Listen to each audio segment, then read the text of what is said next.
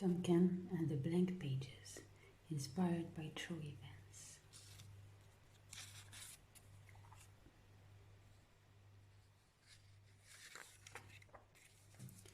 Duncan was reading a book in his bedroom while his parents were downstairs making dinner. His little sister was in the sitting room playing with some of her teddies.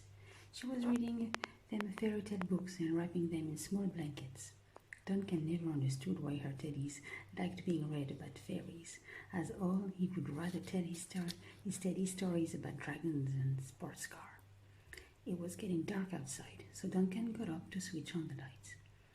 His room filled up with light, and he noticed that his teddy was hiding under the blanket, as if the light was too bright for his eyes, or as if he was ready for bedtime before even eating his dinner. Speaking of dinner, he heard some noises coming from downstairs. His mum was taking a big saucepan and its lid to boil pasta, while the smell of bolognese sauce that his dad was cooking was slowly filling up the house with its tasty tomato smell. Duncan loved spaghetti bolognese and was looking forward to his dinner. Plus, he saw that Mum had bought vanilla ice cream. He saw the tubs in the freezer this morning at breakfast when his sister Amy opened the freezer door with their dad to defrost the meat. After finishing reading his book, Duncan got up again, this time to go and wash his hands in the bathroom. He walked past his dad's home office when a red dot caught his eye.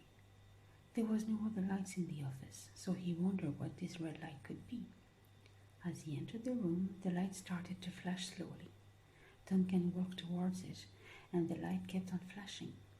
All of a sudden, he heard another noise. There was a click, and his dad's printer starting to print pages, but blank pages, as if by itself. Duncan's dad was downstairs, setting up the table. He could hear him opening up the drawers to get the cutlery while chatting with his mum. So there was no way that he would be printing pages upstairs, blank pages no less. Duncan was puzzled and did not dare moving a muscle. He stayed standing in the office, motionless, for another minute or two. His dad's stack of spare pages was all sort of printed and blank, coming from the other side of the printer. Duncan did not know what to do.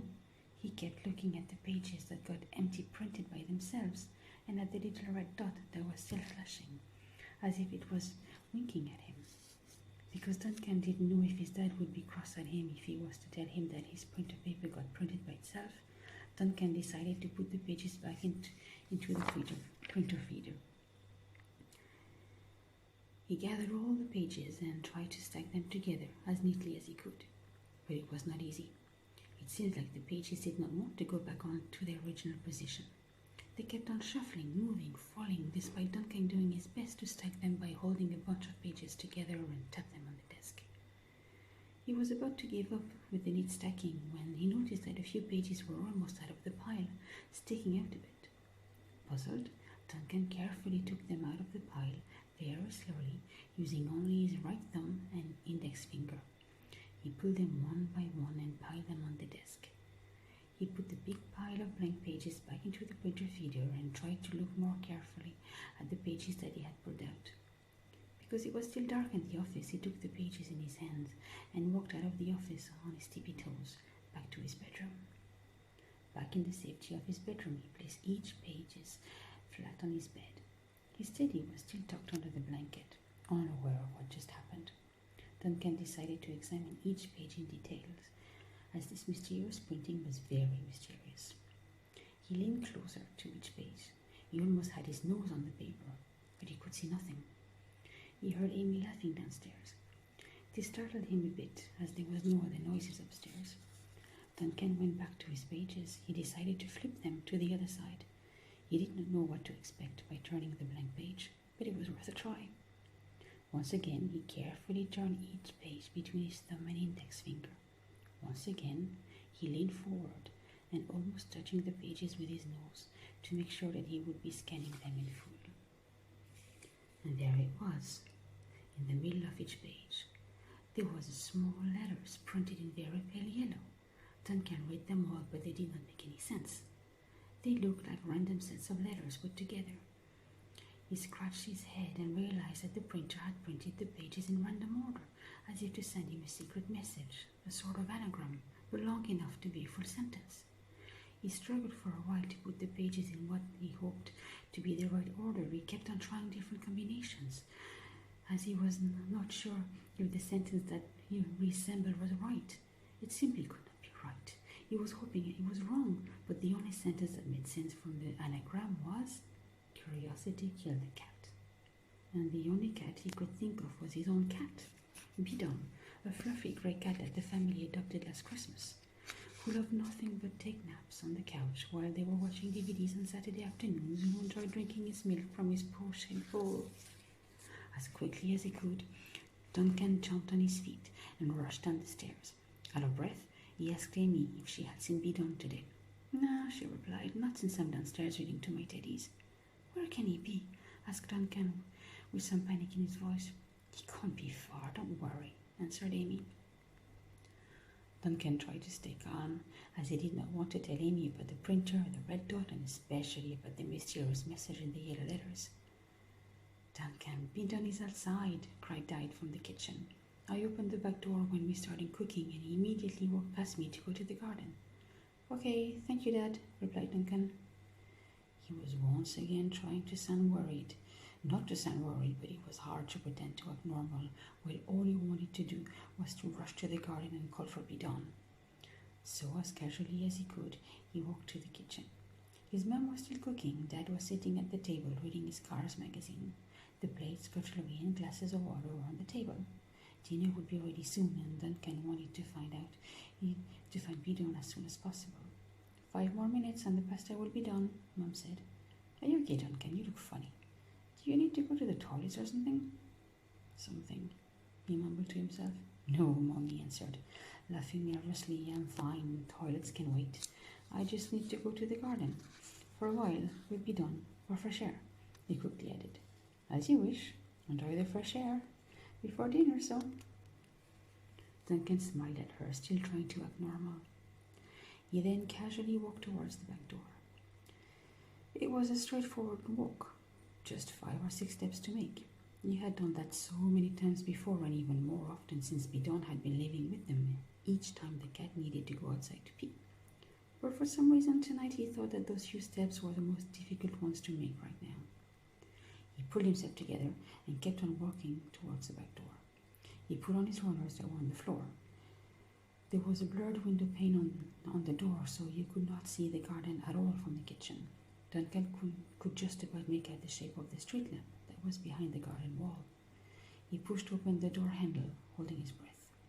Not sure what to expect once he would be outside, he slowly stepped out of the house. He had forgotten his jacket, so the cold evening air caught him off guard. He could even see his breath, and got a sudden fright. What if Bidon was cold too? Or worse, what if Bidon was lost and cold? Not wanting to sound scared, Duncan softly called his name in a low but strict voice. No reply. He waited and waited, still nothing. He could only hear Mom calling Amy to the kitchen for her to wash her hands. But still not a single sound from the garden. His heart was beating fast, and he seemed to be breathing faster and faster now. All of a sudden, he heard a little noise, like a squeak in the distance. He walked towards the sound that seemed to come from his left, where the garden gate is. He tiptoed on the concrete, happy that he was wearing his runners, but cold as he had no jacket. And suddenly another squeaking noise, again coming from the garden gate. He continued to walk towards the gate and saw a red dot. "Not again," he whispered to himself. As he stood there, he noticed a second red dot, very close to the first one. He heard a shuffling, and suddenly the red dots were coming towards him. He froze, and not just because he was cold, and decided it would be best to remain still. The red dots were approaching slowly, and so was a bigger shadow behind them. Still motionless, Duncan was holding his breath, not wanting to attract any attention to himself. As he stood in silence, he noticed a familiar smell as the shadow was coming closer. "Bidon?" he whispered. "Meow," was the soft reply. "At last, Bidon, where were you? Where did you go?" Duncan had so many questions to ask him, but he was so relieved and happy at the same time that he understood if Bidon could not say anything just yet. He picked him up in his arms, so happy to feel his fur against him. He walked back to the house with him, smiling from ear to ear. Back in the kitchen, Duncan dropped Bidon on the floor and washed his hand, and happily sat for dinner with his family. Once dinner was over, Duncan rushed to his bedroom, knowing that Bidon would be waiting under the desk. And he was. The cat got up from his nap when he heard Duncan sitting on his bed and quickly jumped next to him. Bidon was purring on his knees as Duncan was hugging him at last. As he was caressing his grey fur, Duncan felt a strange lump on his fur. He leaned slowly and scratched the hairs carefully. There was a little white ball tucked between the fur. Duncan scratched a little bit more and managed to get it off. He struggled to unroll it flat as the ball was rolled very tight. After a few minutes, he finally managed to flatten it. The ball looked like the page from a white printing paper. This can't be happening again. He guessed not another anagram. No, it was not another anagram, but another message, written in small pale yellow letters, and it read, Bidon must never use the printer. I am allergic to his fur. Duncan was shocked and confused. Who typed and printed the messages? Could it be Dad, as a joke, so that Duncan and Amy would stop going to his office? Or did the printer did it all by itself? At this very moment, Duncan heard what sounded like the shuffling of pages from Dad's office.